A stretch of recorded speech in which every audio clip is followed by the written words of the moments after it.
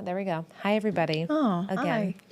hi. Look who's back. Erin Connolly. Oh, Yay! did they not hear us? Do you think they could? Oh, they couldn't. Because No. I forgot to press external. okay. I know. I'm sorry, everybody. No. It was a little jarring. I just looked up and I was like, oh, we're in black. You're like, wait, So- we're not there. I know. Anyways, hello, everybody. Thank you for watching us here at 3 at 9. It's so good nice to be have Erin back. It's It's been so long. Yes, we were just chatting about how she. Oh, and I flipped it, and it's wrong. Okay. It's always wrong when I do it. I can't get it right. Okay. But you get so much else right. Get these. This is your Achilles heel. Why does it look? Anyways, so poor Erin was on this beautiful vacation to Denmark and then got sick. Yeah. And so you've been off a lot, but you feel better now? I feel much better. Yeah, I had COVID. I started not to feel well actually on the flight home, but my youngest daughter, Connolly, was sick for like the majority of the trip. And she was really sick to the point where we were starting to look at like, do we go to a hospital or an urgent care or something? Because she couldn't keep anything down. I think she had COVID too. I don't know. I guess it manifests in different ways in kids. Sure. And then my mom got sick for 2 days. It was just like we were all in shifts. And my mom said at the end of the trip, we don't have any pictures of the 6 of us together.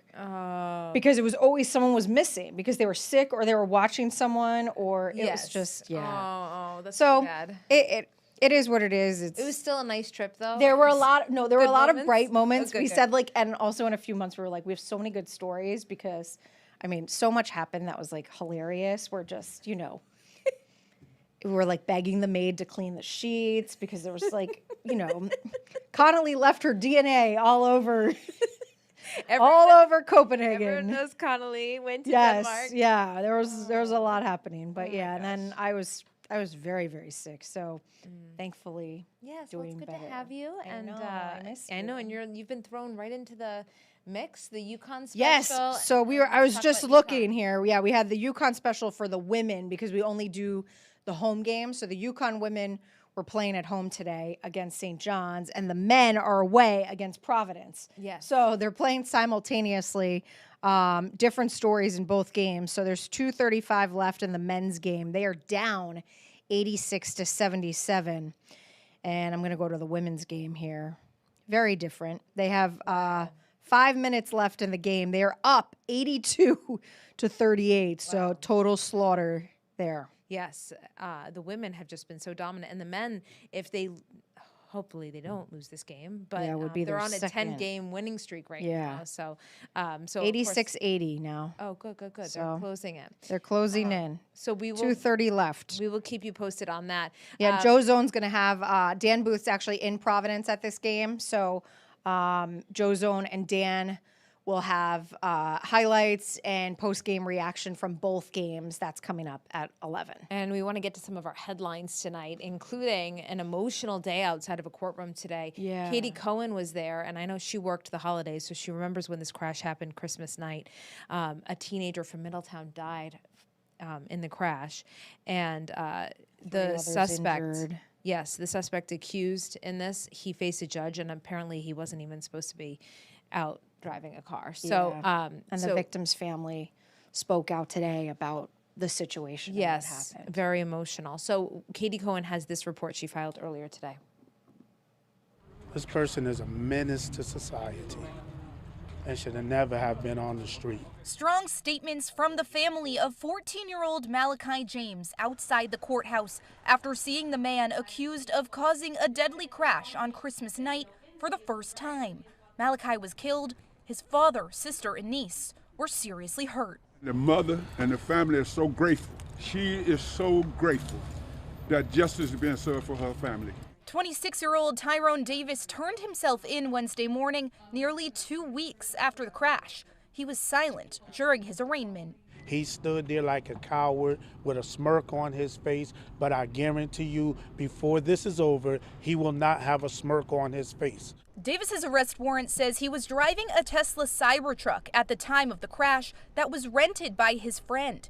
Video taken by the Tesla shows it speed up and cross the double yellow lines on Cornwall Street, then hit a Toyota head on.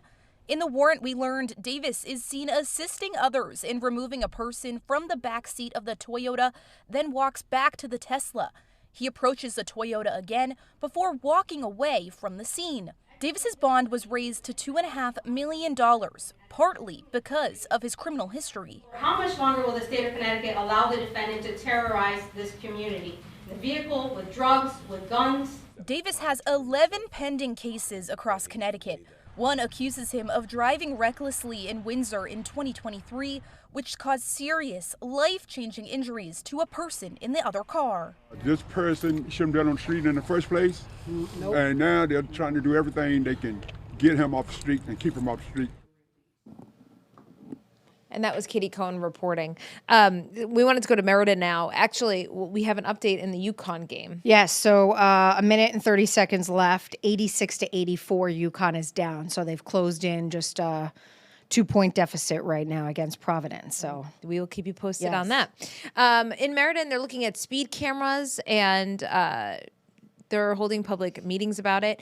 East Lyme is also doing this as well. So this is there's a lot of towns it's happening Yes. in, and there's mixed feelings on it that, sometimes you get these side roads that people are really driving quickly on, and there's kids and bus stops, and, there's only a limited police force that can go out and, really track these roads. So some are saying it's a good thing. Others are saying not so much. We don't need them. They're a waste. Yes, and some feel that they target certain communities, and that's unfair. And so Owen Kingsley takes a look at this situation and how folks in Meriden, the Silver City, feel about it. So let's take a listen to him.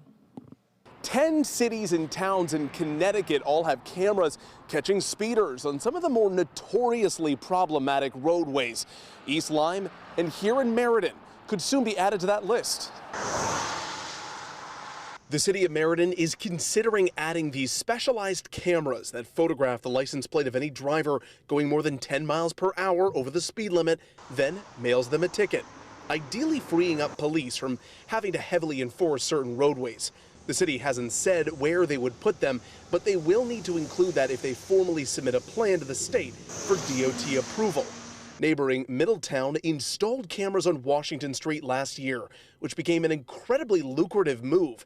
The city made more than $1 million in about 3 months. I think it's working in Middletown, and when I go into Middletown, I'm very aware that they're there, and if I were going too fast, I might slow down a little bit. So I think it's a good idea. I just got a ticket in Middletown. Even though he paid the price, Jose Lopez would like to see speed cameras come to Meriden. I think it was like $59, $60, something like that. You think that would do well in Meriden? I think it will do well everywhere. They finding newer ways to get you. Raheem Duncan got a ticket too. He says he was going just fast enough over the limit to trigger the camera. Do you believe that Meriden has a speeding problem? No, not at all. I mean, I don't think, of course, I'm one of the drivers that probably speeds, so of course I think it's not a problem. As I mentioned, East Lyme is considering this too. They're having a public meeting tonight at 7 o'clock at City Hall here in Meriden. They're inviting the public on the 22nd to discuss these cameras. Your reporter in Meriden, I'm Owen Kingsley, Channel 3 Eyewitness News. We're going to be hearing a lot about these cameras I know. over and the there's next few years. More public input too, so I'm sure more communities. I mean, look, it's a great way for these towns and cities to make some money. But yes, there are counter arguments to all of that, of course.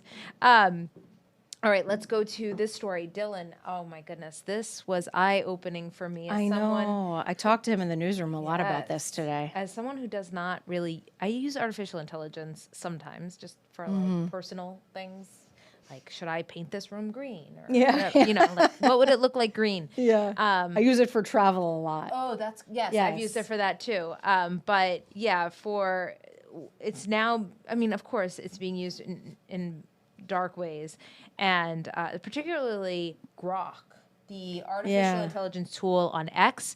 They're seeing young people, old people, I mean, anyone, they're using, you can, unfortunately, I hate to like say this because I don't want more people to do it. It's funny. I thought the same thing when we were saying it earlier, know. but people find out But they about need it to be aware regardless. of it, Yeah. right? Like if you have young kids or someone in your life, like you should be aware that this is happening.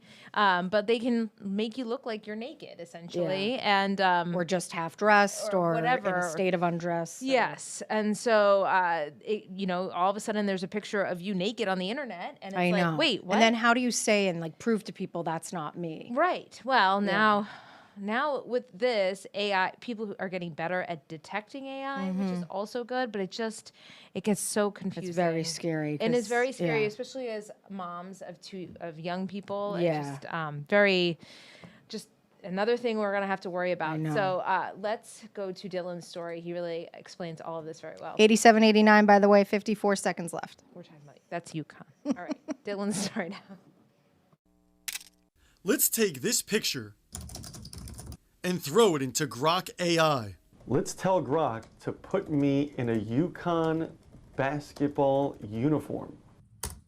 And in just 10 seconds, it gives me 2 photos in Huskies uniforms. One white, one blue. I also had Grok throw me in a winter coat on a beautiful Connecticut beach. It looks real.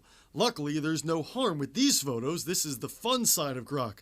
But there's also a dangerous and a disturbing dark side. You've created a recipe for widespread harm.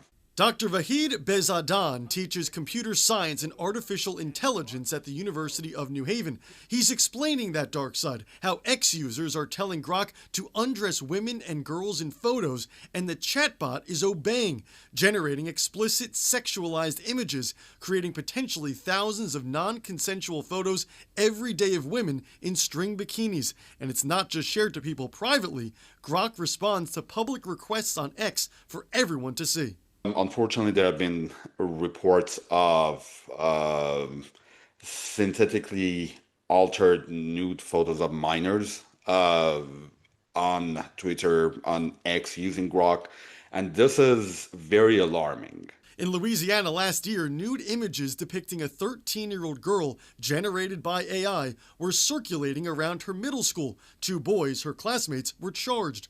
The girl was expelled after she attacked one of the boys in retaliation. It's become such a concern, women are even posting on X saying they don't consent to being undressed by Grok and will potentially take legal action.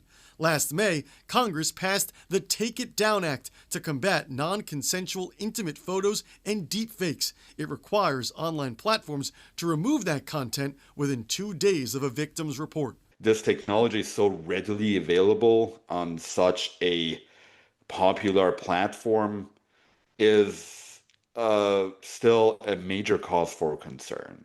And since October 1st, it's illegal to post non-consensual, intimate, AI-generated images online. You could be charged. We're not aware of any current criminal cases in Connecticut, but there are lawsuits pending around the country. Meanwhile, X is responding to all of this, saying that anyone who uses Grok to make illegal content will suffer the same consequences as someone who uploads that content themselves. I'm your reporter, Dylan Fear, Channel 3 Eyewitness News. Well, look who just popped in, y'all. For a slight The break. expert, because we've been monitoring and telling you what's going on with the game. And man, this is some comeback. UConn in OT right now. They were down 11. Yeah. 89-89, going to OT. Providence had a shot with like 2 seconds left, maybe 5 seconds left, missed it. Demery gets the rebound, throws half court off the rim, no good. So it's OT, but the thing here is, you know, they've won 10 in a row.